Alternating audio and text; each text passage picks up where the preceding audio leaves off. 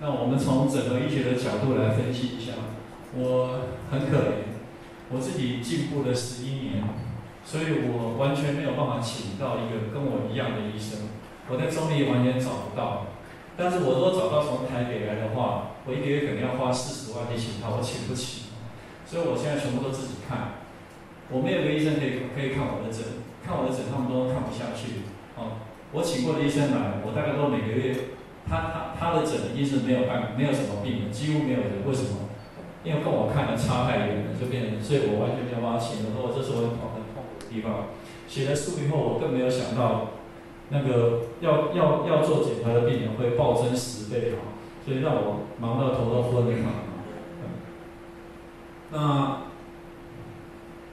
千万相信一下啊，就是医生其实大部分的医生根本不会治咳嗽啊，这是我个人的想法。可是这是很严重的控诉，可是这是事实啊，千万不要认为医生都会治咳嗽。你知道你们去看的医生大概就只会开镇咳药、开麻醉剂、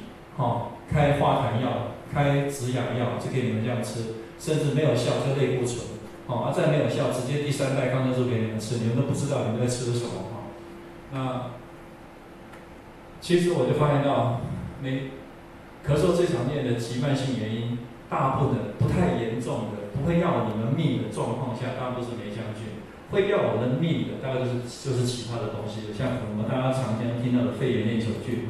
会要我们命的慢性的感染，最严重就是什么？大家听过的肺结核，大家比较听过的，或者退伍军人症比较听过的。那可是呢？跟每个人都有关系，可是因为他不要你的命，他会让你让你在你的身里面一直长，反反复复。你身体好一点，他就少一点；你身体弱一点，他就稍微跟你玩一下。那你咳嗽2个礼拜，你们就吃镇咳药，吃化痰药，或者我忍过去了2个礼拜，你的抵抗力又出来了，又不见了。其实你的病这个菌是永远一直存在你们的身体，我们的身体，我的身体也是一样因为我天天在看这个病，所以我的身体上天天都会，我每个病人就吐一些维他命叫我吸进去这样。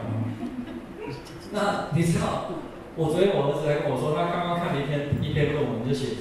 美国有个医生，他专门在研究霉菌的，他上网说美国很坏，他说他自己